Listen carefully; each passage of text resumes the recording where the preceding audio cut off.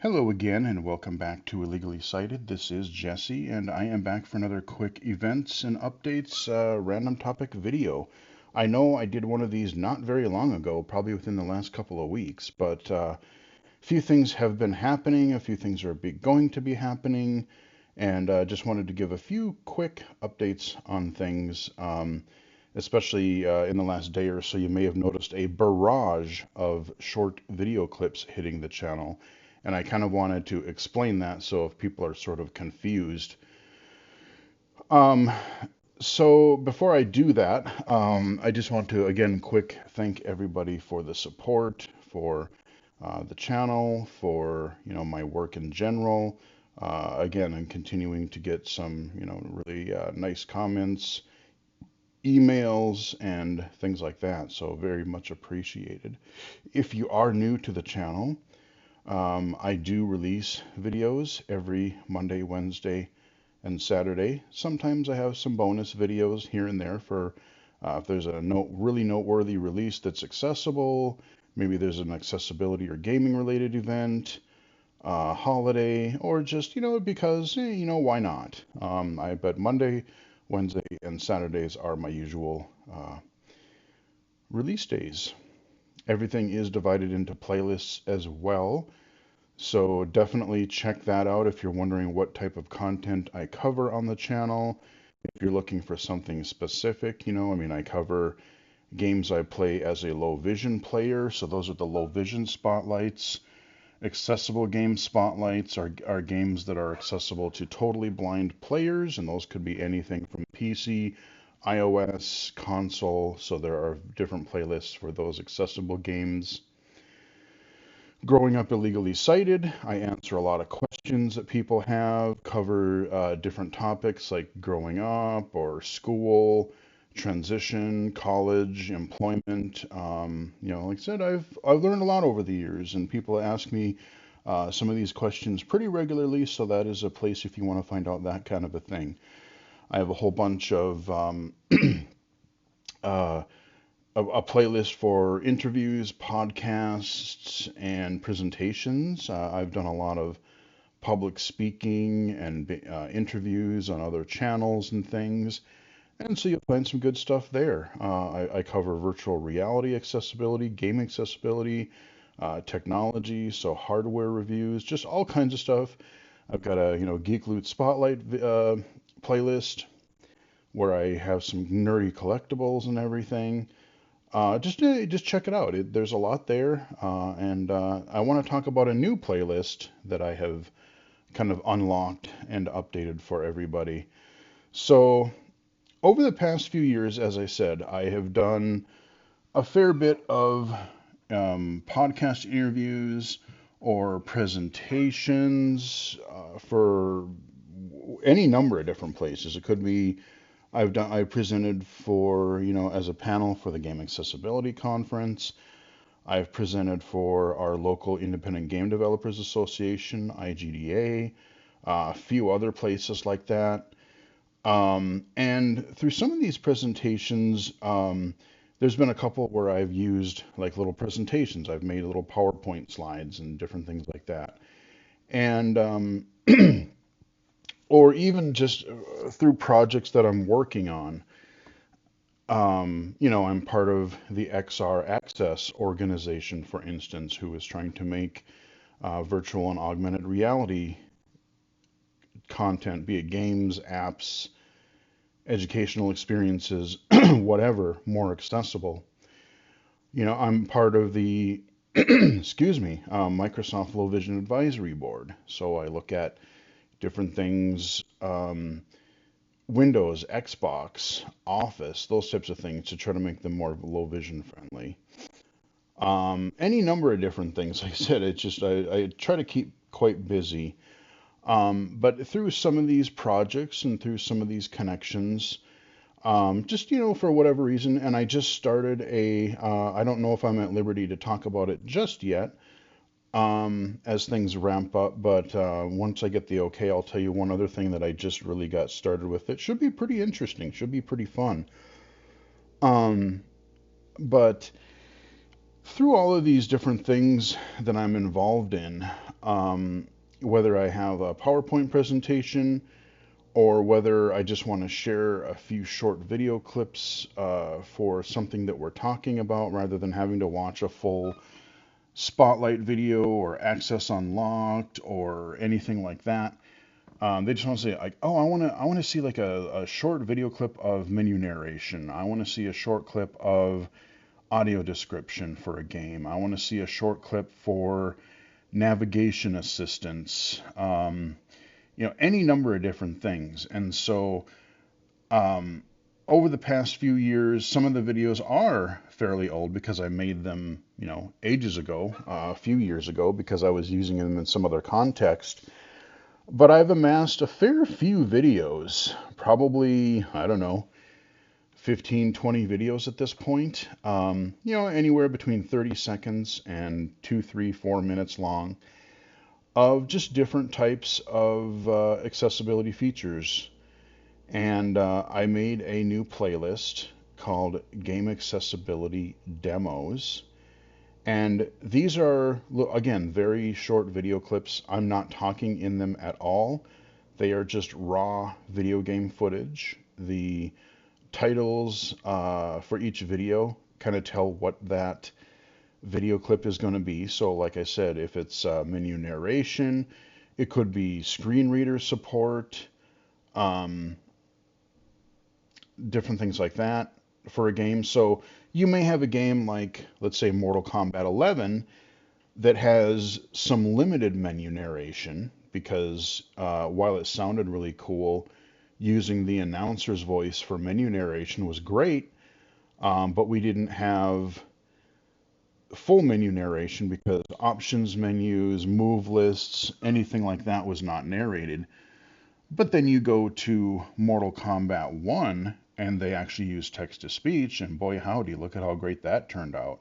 I have videos for both of those games. I've got menu narration and large text from Eagle Island. Even though the game isn't totally blind accessible, it's wonderful for low vision and a number of other disabilities. So they're not really, they are just the raw video clips.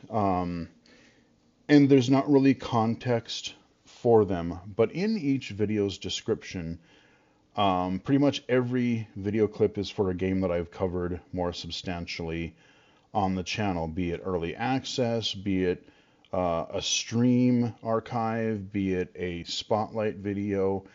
And so each one of those video clips, if you look in the description, there's a link to another one of my full videos. So I've got several videos for The Last of Us Part 2.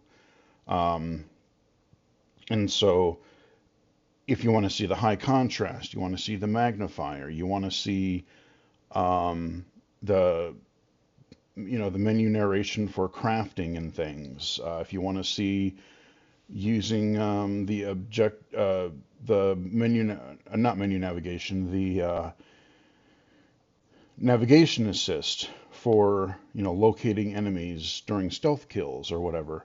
They have those video clips, but then for The Last of Us Part 2, the main video that I had for that was a stream archive where, I mean, it was literally the first huge AAA game where instead of having the spotlight video, I did that stream and we were just discovering and being wowed by the amount of accessibility in that. Now, that being said, The Last of Us Part 2 is literally going to be hitting PC within the next few days because we had The Last of Us Part 1. But those are just some video clips that I had on hand for a while. And, like I said, as I'm doing consulting work, as I'm doing presentations, I will get asked, it's like, hey, do you have a short video clip that we can use for something? Like, do you have an example of menu narration? Do you have an example of any of these other accessibility features? And I can point them to these types of videos. And so since I've had them privately available, as I've needed them, I thought, let's just have a little raw video clip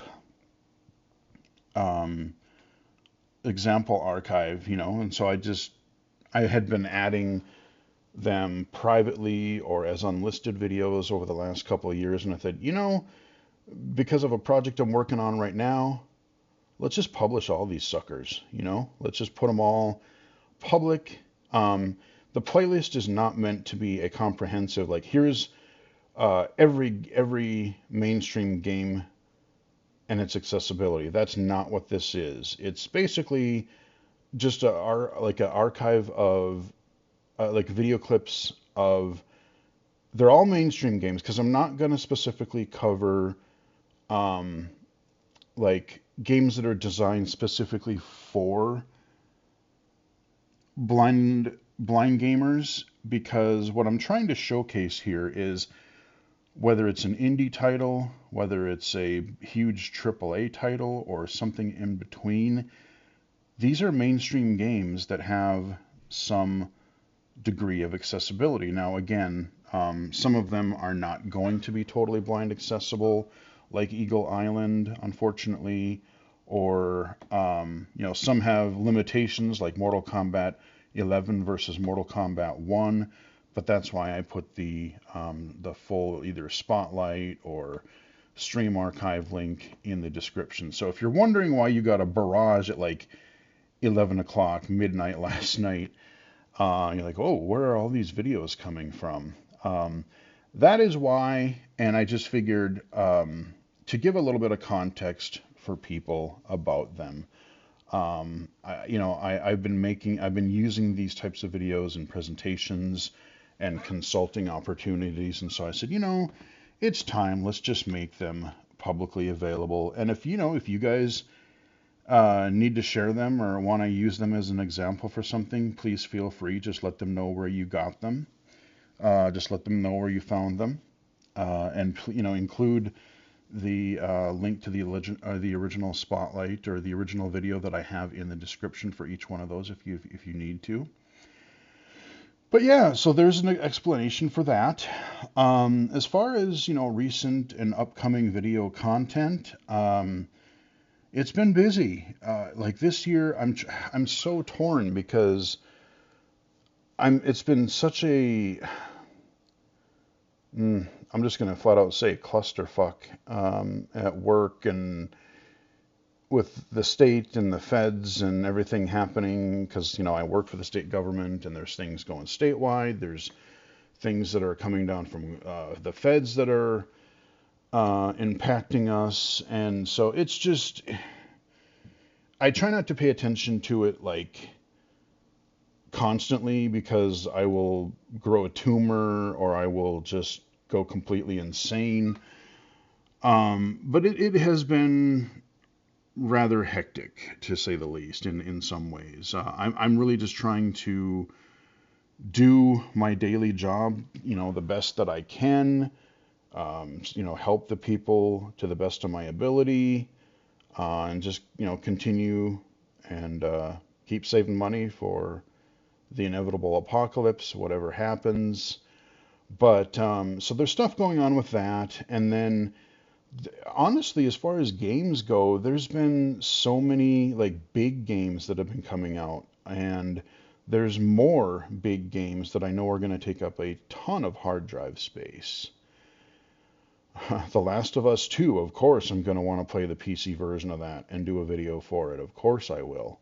I already have it pre-ordered. I want to check out Atomfall, because unfortunately it doesn't have menu narration, which I really, really wish it did. But I read through their little blog post or their little update the other day, and I saw a couple clips, and I'm like, boy, they are doing some really interesting accessibility stuff with that game still.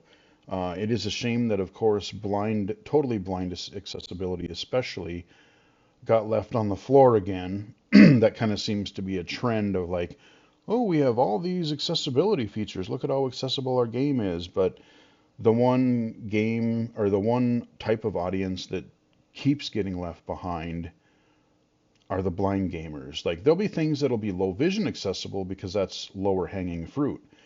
It's easier to make an icon bigger or to change some color than it is to, think through something in a totally different way. Like, how do I make this only available? How do I make this understandable via only audio? So like, I get that it's more complicated, but we're getting on the threshold where, enough games have done aspects of, and it's weird because you'll have games that will I was talking about this literally in a group the other day, where you have games like Star Wars Outlaws that have audio description for cutscenes, which is great, but the gameplay itself isn't accessible, so it doesn't really do a lot of good to have the audio description if the blind person player can't play the game. Now, again, don't get me wrong, audio description is more, again, what we have to remember is that, we give them credit for what they have been able to do, and audio description can be helpful for any number of things. It could be helpful for low vision players like myself who might miss something. It might be helpful for someone with a cognitive impairment and just, again, may overlook something or not quite understand something in context. It may be helpful for, like, maybe you're just playing and something really quickly happens in a cutscene, and maybe like you missed something. Oh, they wrote something on a note, or they subtly did something so another character wouldn't notice, or whatever. So there are reasons for audio description beyond a game being totally blind accessible, but it is still very frustrating. But like, and even Atomfall, like I've heard they have, it's not navigation wise, it's not blind accessible, yet they have like a cool aiming feature where, kind of like The Last of Us, you can tell what part of the body you're targeting. Like you can actually get headshots, or you can kind of lock on and be able to attack enemies easier. And so that's cool. People, like companies, developers are starting to piece these things together, but we haven't, especially like an open world thing. I would say the closest we have, well, I don't know. I mean, there's variations. Like we have God of War has its roadblocks, Spider-Man 2 has its roadblocks here and there. And again, we have to remember that like some people will say, well, this game is blind accessible. You're just not trying hard enough. And that is sort of true, but like also, what one person, like somebody could say, well, I kind of randomly, I sequentially hugged every wall and I just bumbled around until I found where I was supposed to go. So technically it's not efficient, but it's accessible. Um, and that can be true, but you know, not every player wants to have that sort of struggle. It's kind of like me playing VR, where it's like, yeah, if I do this, that, and the other thing, and do this workaround, and watch a video clip so I know where the settings are, yes, I can get through it. But it's a pain in the ass. It's not efficient. It's clunky. It's still a frustrating experience, and that's why I've really eased off on virtual reality content the last couple of years, until one of these headsets decides to finally add some system level narration, or at the very least a substantial magnification option. It's just it's frustrating. So there's that whole spectrum of things. Um, where was I even going with this? I was talking about something. Um, oh yeah. So like, I was trying to decide, like, especially for these AAA games that now require them to be installed on an SSD because there's so much content in them and everything. Like even on my big, fancy gaming rig here, I've got a larger regular hard drive I can put like my smaller games on that don't really need SSDs to run. Um, but I have a 2 terabyte internal SSD that I use for my gaming.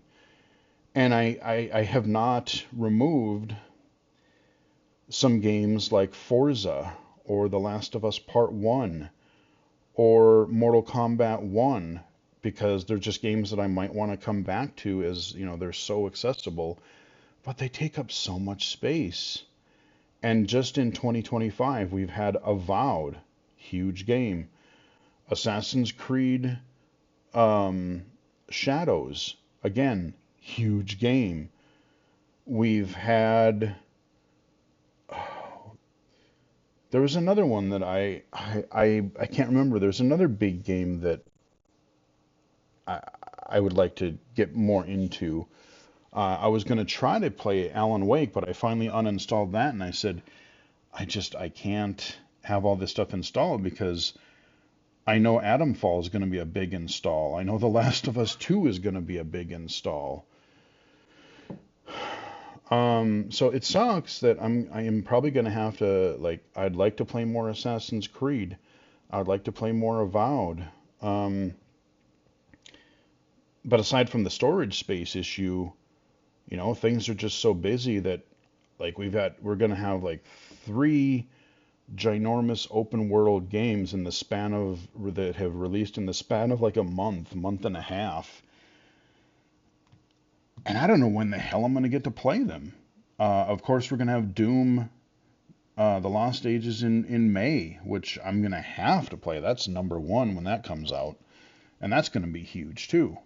So, yeah, I don't know. Something is just going to have to fall by the wayside, and I'm either just going to have to come back to some of these games eventually, or what have you. But yeah, it is interesting. Like I really wish that even when I bought my computer, that yeah, if I could have got like a 4 or bigger terabyte hard drive, but when you're spending 3 grand plus on a computer anyway, you feel the burn when it's like, well, it's going to be another 200-300 bucks because when you go from like at the time anyway, when you went from like 2 terabyte to 4 terabyte, it wasn't too bad until like 1 to 2 terabyte, but when you went up higher, that's when the prices really started to jump a little bit. So I don't know, it's just a little bit of a complaint, a little bit of a rant, but I mean, it's a good problem to have in a way because we have so many excellent games coming out. So that's a great thing.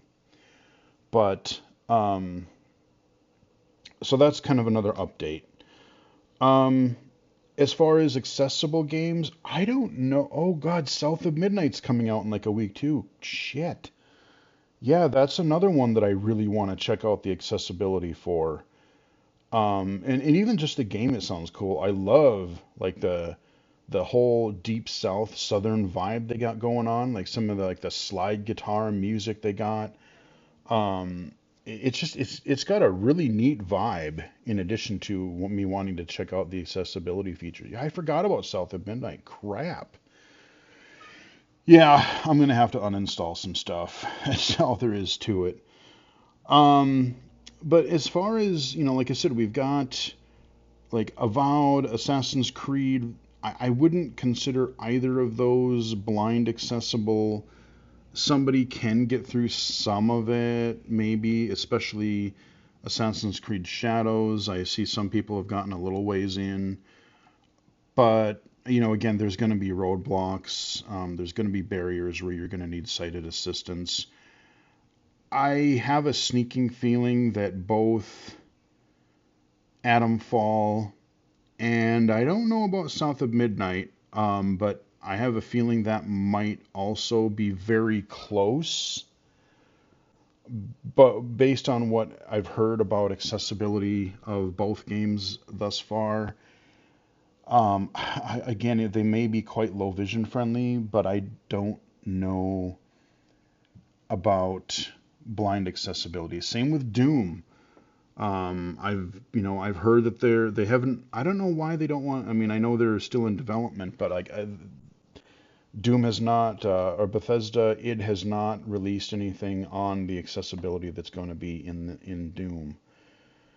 So, as far as big AAA games, I don't know what we're going to get this year. I don't know because, again, we remember the last 2-3 years, the gaming industry has had nothing but layoffs and closures and just, you know, game workers, developers getting screwed constantly, people losing jobs. And that's going to affect games that are, that are coming out for the foreseeable future. So is it going to be another, like, I think, like, we've seen some really good examples of accessibility features, not necessarily blind accessible features, but we've seen the movement go forward. Um, but is it going to be another kind of a down year for blind accessible games this year? I don't know. I know as far as indie games go, the Brawl Bar, Brock the Investigator, that should be blind accessible, so I'm looking forward to that. And I like more of the beat 'em up stuff, so that's going to be fun. As far as iOS games, I've done a couple of videos for iOS games and things. Yeah, they're not going to show up here because I got all these little video clips, but um, I do have a couple other iOS games recorded, one or two of which people have been requesting. And again, I want to space these out because we don't like. I know I want to release them as soon as possible so people know about more accessible games to play. But like I said before in other videos, I like to spread out the blind accessible games in between other technology or low vision spotlight type games because I mean, the reality is there's just way, way more games that are low vision accessible than are blind accessible. And so I don't want to have a drought where it's like, well, I covered everything and now I'm not really covering anything interesting for blind players for a few months. So I'm trying to spread them out, but I do have one more that I'm probably going to release in the next week or so because I've been talking to the developer and I've been playing with another beta. And so I'll just say, like, the Land of Livia, um, it's a game that's been out for a long time, but they've made major updates to it recently. Version 5.0 is out officially, so everybody can grab it. They've done some really nice, they've redesigned some of the app and they've made a dark mode for the interface and everything. It is voiceover accessible, so the Land of Livia, Livia. I will be covering that one soon because I promised the developer. I was going to cover the game earlier, but then he told me about some major updates. I'm like, well, I'm going to wait till those are out and then I'll cover it for real. So I've already got the video recorded and I'm going to release it probably within the next week or so. And then I've got one or two other accessible games and accessible apps on mobile. So there is something at least there for you guys. Of course, this week we have the Nintendo Direct. We had a Nintendo Direct this last week, which kind of almost a farewell to the Nintendo Switch 1. And there were some interesting things there. A lot of it was kind of meh for me, but there were a couple highlights there. We're getting a Rhythm Heaven game. Unfortunately, we got to wait for 2026 for that to happen. But Rhythm Heaven, WarioWare, I love those kind of games. Nintendo just gets zany and they're just fun. Rhythm Heaven, that was a cool surprise. That Tamagotchi Life, I did not play the older version, but like there was another Tamagotchi game that was like just using gibberish audio. But at the end of the direct, they had a Tamagotchi Life sequel, it again 2026. But they were using almost like I don't even know what sort of weird text to speech modulation weirdness they were using. But there was an app that was on iOS that got discontinued a while ago that I can't remember. I think I covered on the channel even, but it used like synthesized speech, and it would read it aloud. So there may be at least some level of accessibility for it, and they're just weird. But the one that really stood out to me was this, I can't remember what it was called, but there's a Marvel game that's coming out by the end of the year. And it looks slick, man. It looks almost like if you watched the recent X-Men 97 type of thing. It's got a really slick animated look to it, like 90s X-Men. But it's this 2D beat 'em up. I think it's from the same people that did Shredder's Revenge, TMNT Shredder's Revenge. So you know it's going to be good. But there was like Spider-Man and Captain America, and I didn't get to see, I think Venom was in there. Um, but yeah, like a 2D beat 'em up, and there's co-op, and there's like, you can play, they said you can, you can take, even if you're playing solo, you can take two people in, and you can swap between them, and it just looked fun. So yeah, that one really stood out to me. That one I'm really looking forward to. But yeah, so, oh, and then Metroid Prime 4, of course. We didn't get a release date for it other than this year, but I have a sneaking suspicion that we're gonna find out because they wanted to tease us, but I have a feeling we're gonna find out. I would hope more of a concrete release date. It's gonna be one of those cross-gen games. Yeah, here's a Switch version, but really you want the Switch 2 version. Um, and it looks really good. Like even for the original Switch, if it runs way well, like it looks stunning. You consider the Switch came out in 2017, and it wasn't new hardware then. So you're probably looking at like 2015 level hardware. It looks really good. So what it's going to look like on the Switch 2, I don't know, but man, yeah.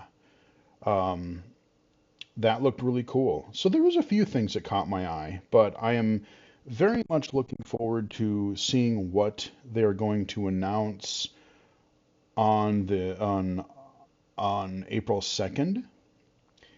They're going to have their Nintendo Direct. Unfortunately, I'm not going to be able to watch it live during its original, like during when they're actually broadcasting it, because I will be working. I will actually be meeting with a client during that time. So I can't even cheat and be like, well, I'll just watch it at my desk and still work. But what I will do is I will avoid social media that day, at least, when that event starts, until I get a chance. And when I'm able to watch it, I will still record. I will just, I will kind of record my live reaction, and then I will post it for that day's video. And I think I think the second is on a Wednesday, so it actually even works out. So my Wednesday video will probably be a bit later that day, but that'll be my Nintendo Switch 2 video. So, yeah, I'm very much looking forward. I want to know more about the system itself. I want to know price. I want to know release date. I want to know, of course, what games are coming out. Are we going to get a 3D Mario? Like, because I loved Mario Odyssey. Just for some reason, I clicked with that game, and I played the absolute hell out of that game for like a month when that thing came out. Zelda was cool, and I love Zelda games, but the recent couple Zelda games I like more the traditional Zelda. What can I say? I don't like, I don't know. It's just something about them. I respect them, and I know they're awesome games, but they just don't click with me. But that Mario Odyssey, man, like I love how they had just moons everywhere that you could collect. So you could kind of pick and choose, like, oh, this is too easy, this is easy, this is too hard, and there's moons everywhere to find and collect. And I would love to see another game in that vein, because I really enjoyed that. So we'll see, what kind of games are we going to get. I really hope they don't go back and make an LCD model and then milk us in another year. Oh, now we're going to release the OLED model. You've already perfected the OLED model, so just give us another OLED. Or if you're going to do that, give us two tiers at launch. Give us like a Switch 2 and a Switch 2 Pro, and let me buy the OLED screen one right away, please. Because otherwise, I'll be like, as much as I want to play them, I want to wait, because like I know you're going to give me an OLED one that I want later. And of course, the $1 million question: will it be accessible?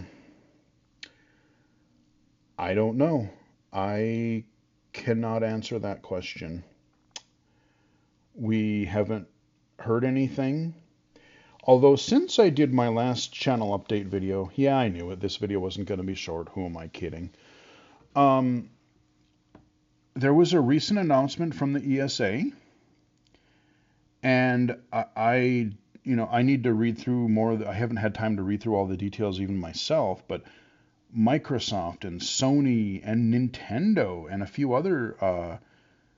other companies have started this industry-wide, um, like industry-wide, what's the word I'm even looking for? They want to establish a thing where basically there are going to be universal tags industry-wide. So if people are looking for accessibility information, these accessibility tags will be standard and they will go across, different platforms, different consoles, PC, that type of thing. So it's like, I need to know about menu narration. I need to know about navigation assists or subtitles or control remapping. So it's a step. And when I saw Nintendo there, I'm like, that's really cool. And I know that Japan, was it last year? Japan added some accessibility initiative for their country, game accessibility initiative thing. Again, I totally don't remember the names of these things. But so there is some promising, there's some potential here. Um, and with Nintendo being a part of this, I don't want to get too excited. I don't want to get my hopes up because, again, Nintendo does weird stuff. Like Nintendo, it knows the internet exists, for example, but like it doesn't. Multiplayer and online friends and they're just weird, man. Like the way that they do online for their different things, like yeah, you can, but it's not near at a level that you would find like on an Xbox or a PlayStation or PC. They're off doing their own weird little thing. They're trying to protect the kids and whatever, but like and they've been that way forever. So is Nintendo going to have their own weird take on accessibility and it's going to be some weird approach, or are they going to finally dive in and look at industry standards? Oh, we have magnification on the Switch, but maybe we should have full menu narration for our dashboard and our eShop. I don't know, but I really want to know. And that might be that again. That might be a factor in you know whenever pre-orders are available, whether it's on the second or whether it is shortly thereafter. Do I want to bother pre-ordering a Switch 2? If I find out that it has system level accessibility, I might actually be tempted. If it doesn't, I might wait.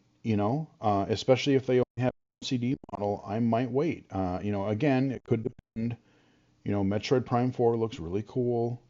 If they had like a Mario Odyssey sequel, I mean, again, they could, again, if anyone's gonna do it, Nintendo has, they know how to make games, man. I grew up a Nintendo kid, 80s and 90s, man. That's why Nintendo can be different because they know how to make their own. That's why you buy a Nintendo system. You don't buy it for third-party support, even though they've been better about that lately. You buy it because Nintendo knows how to make a hell of a game. So yeah, I don't know. I guess probably within the next week or two, we will find out if I will succumb to switch to pre-ordering. I don't know if I will or not. Um, Man, speaking of cool things that I really want to pre-order but I won't. I did a video on that. Speaking, I talked in the beginning of the video about the Geek Loot Spotlight video, and one of my favorite things still to this day. If you have not seen my Robeson Optimus Prime video, go to the Geek Loot Spotlight playlist. Check that out. It is an It is a full like robot Optimus Prime that transforms by itself and talks as Peter Cullen. It is it's insane. It's insanely cool. Um, Robeson just I saw on Twitter the other day. They've been releasing more of the Transformers, but the problem is each one of them is like anywhere between like 600 and like $1,200. I'm like, I can't do this. I can't. I've always wanted an Optimus Prime, so I bought that. But like, they have Grimlock. They have the trailer itself that you could add on. That's like another $700 for Prime. There's Megatron, which looks really cool. I really want Megatron. And now they release Bumblebee, or they're gonna you can pre-order Bumblebee, and it's not the Michael Bay Bumblebee. It's the G1 original voice actor Volkswagen Bug or Beetle, the yellow Beetle Bumblebee, the real Bumblebee. And now they're making it with the app updates where like the you can make the if you have multiple of the robots, they'll interact. You can interact with them together. It just looks so cool. It's so nerdy, and like I want them, but like I would have to spend another probably 2, 3 grand to get like 3 more robots. That's insane, and I just can't do it. I gotta be happy with my Optimus Prime, but being a geek is so hard sometimes, man. Like if I had just had like all the money, like all these rich idiots running everything right now, um, and I had a and I lived in a house with more space. Damn right I would own all these things, man, because they're cool. These Robots and robots are cool. So that is kind of what I wanted to cover. I'm gonna be covering the Nintendo event this week, just at, not during the when it's actually live. It'll be later in the day because of work. Um, I will be doing a video for the Game Accessibility Conference. Again, remember, I believe it's what is it, the 14th and 15th. Register for that for free. If you are interested in game accessibility, you want to meet people, you want to get into this field. I always hear people, how do I get in and, get my foot in the door? How do I get into consulting? How do I do what you do? Um, Register for the Game Accessibility Conference. Connect on their Discord. Join them live. Now, granted, we're in North America, so we're gonna get up super super early, but I'll be doing it.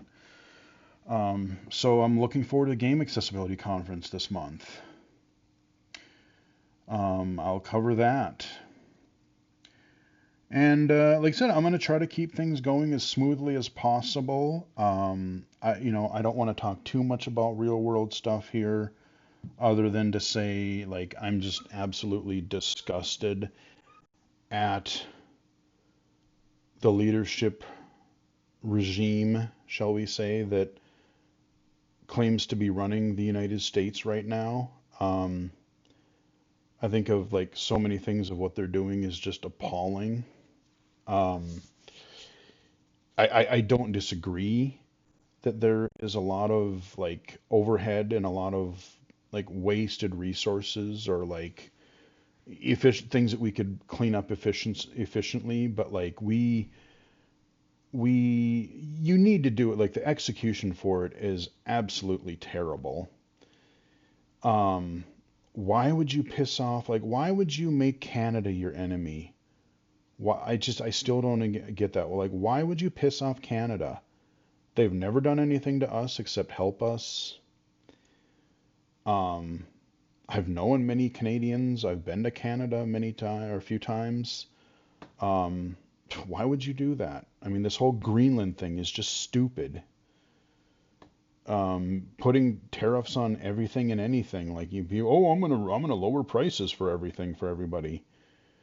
And it's like, okay, you're gonna make something in America. I'm gonna make cars in America. I'm gonna make this in America. That's fine, but you do realize that all of these cars, see, they're not just you don't just make a car.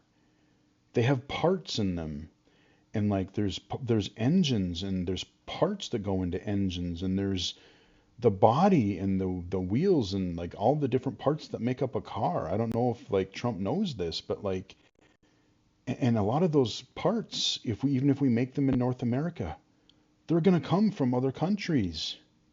You freaking idiot. Um, I just like I said, I can't pay attention to it anymore. Otherwise, I'll go completely insane. Um, things are going to be a little bit. Uh, I don't know exactly how it's going to pan out. But the Fed, well, and especially the state stuff, literally this week. I should have done this early so I don't end on a downer, but I do want to let people know just in case things get a little screwy soon. I live in Minnesota, and it's been a great place and everything, but since the pandemic in 2020, we have been really lucky as state government. We've had a really supportive, uh, like parent agencies and everything. Our unions have negotiated for like teleworking and work hybrid policy, working in the office when needed, working at home when needed, and they've left it largely up to each agency, each organization to do that. And it's worked out extremely well for me, not just for convenience, but like, I've been able to work largely from home for the past 5 years. And before that, I've always wanted to know what is that like. I thought I would love it, and it turns out I really, really do. Um, I go into the office pretty regularly, either to meet with a customer, to work on something where I need to be in the office to work on it, or maybe we're having a certain type of meeting where it is just easier to be in person and, meet up and be as a group. I do Zoom meetings and stuff remotely as well, but it's worked extremely well. Even being able to meet initially with customers remotely via Zoom.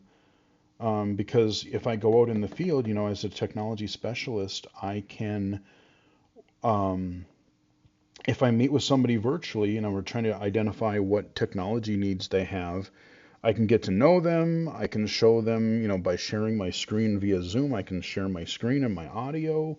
I can show them computer software. I can mirror my phone. That's just like how I record videos for the channel. I can show them voiceover. I can show them all these wonderful apps. And then if I need to bring like a CCTV or a braille display or something when we meet in person, because I met them virtually, I know what I'm gonna have to bring. I don't have to, before the pandemic, I would do all these in-person appointments, and I would get there, I'd be go halfway across the state, a few hours away, and go, oh, well, the referral said this, but what I really should have brought you is you should see this device or this device. And so it was just wasn't it was inefficient. And so, um, this whole working remotely thing and the flexibility has worked really well.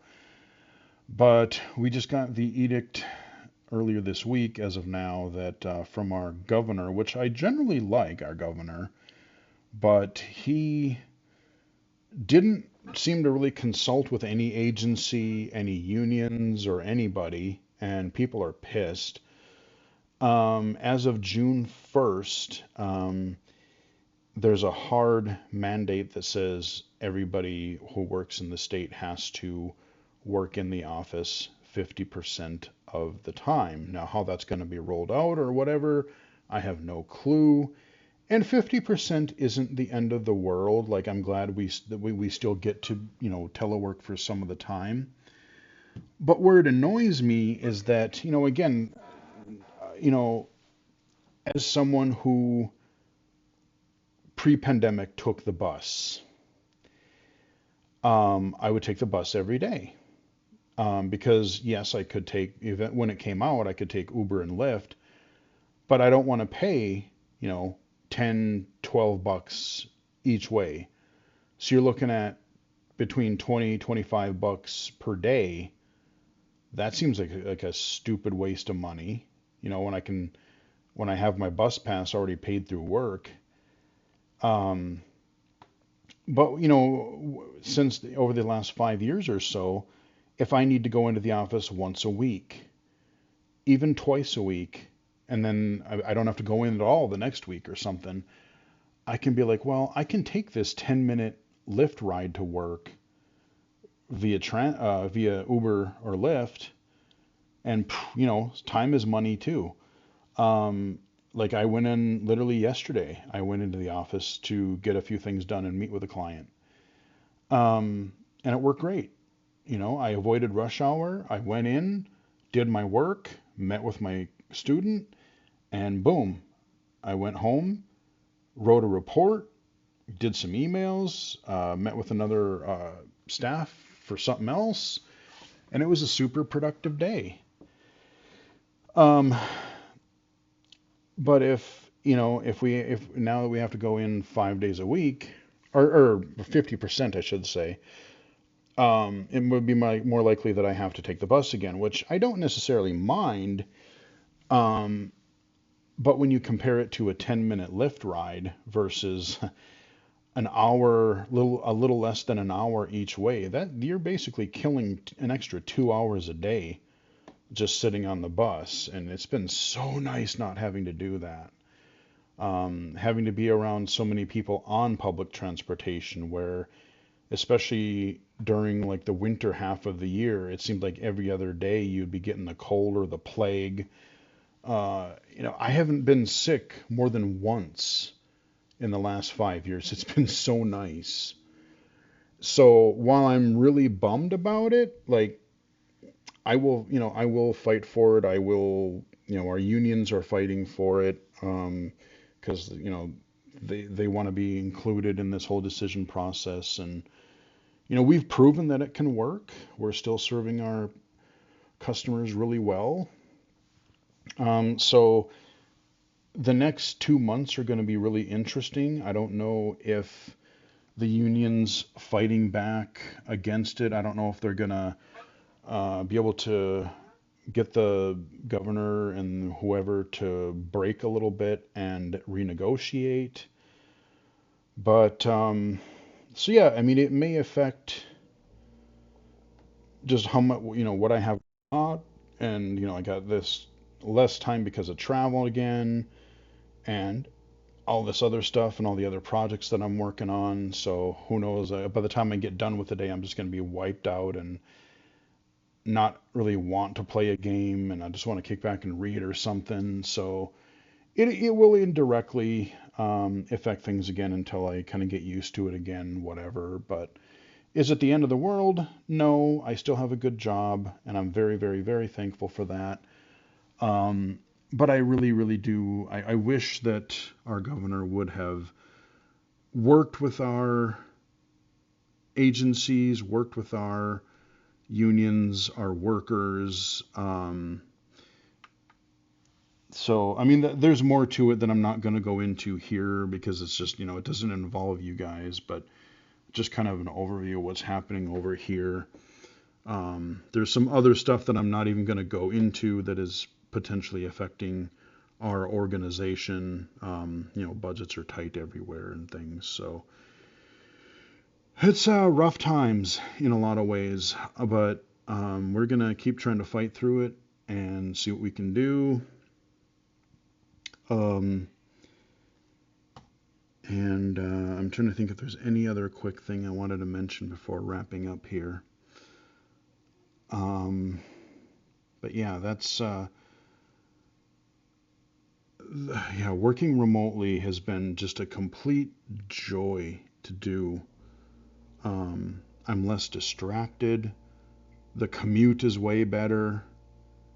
I can be comfortable. I can literally be in shorts and a t-shirt and work at home here. I can be comfortable. Like I said, less distracted. Just so many things I love about it. I